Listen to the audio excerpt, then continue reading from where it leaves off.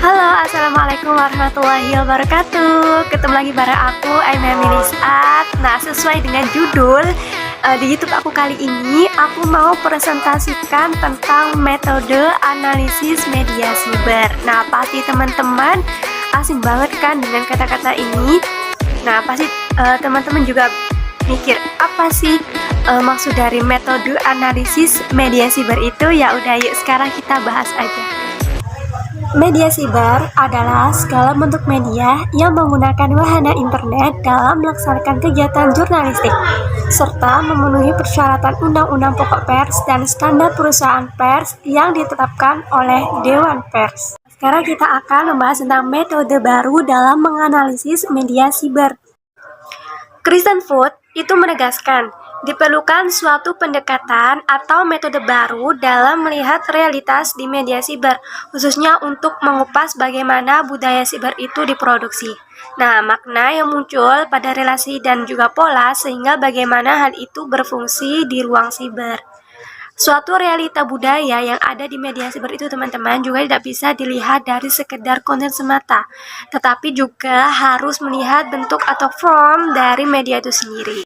Nah, untuk mempermudah peneliti dalam menawarkan metode analisis media siber, di sini aku akan menyebutkan 4 level nih teman-teman. Yang pertama ada ruang media, yang kedua ada dokumen media, yang ketiga ada objek media, dan yang terakhir itu adalah pengalaman.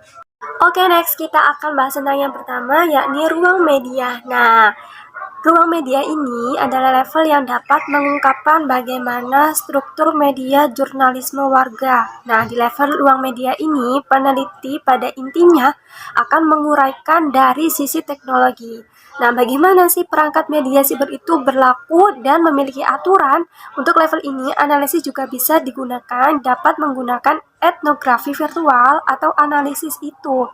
Nah, sebab pada dasarnya di level ini hanya berfokus pada prosedur dan bagaimana perangkat di media siber itu digunakan.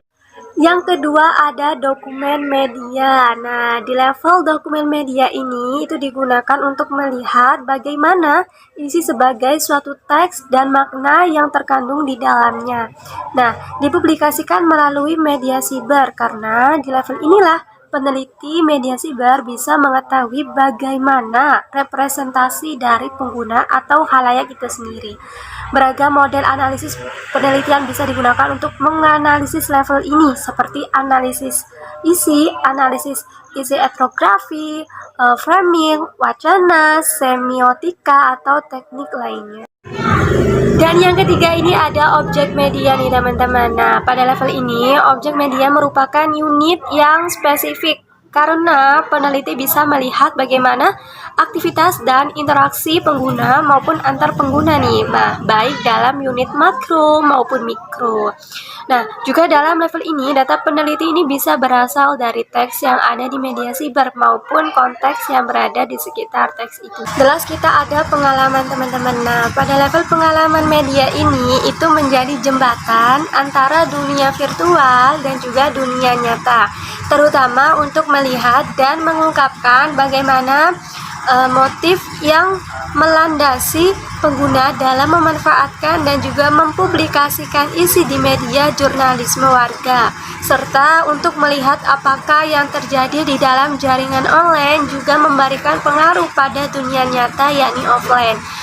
Nah, pada level terakhir inilah biasanya peneliti itu melakukan interpretasi terhadap realitas atau fenomena yang dijumpai setelah melalui level-level sebelumnya. Nah, level ini yakni level metode analisis media siber adalah merupakan hasil pengembangan beberapa metode yang muncul sejalan usaha akademis dalam melihat realitas di ruang siber.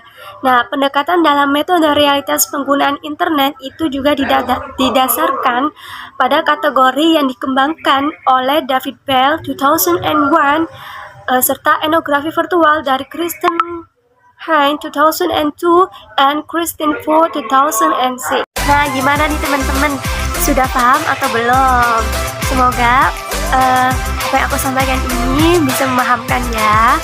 Dan mungkin kalau teman-teman belum paham bisa diputar ulang video aku, oke? Salam dari aku.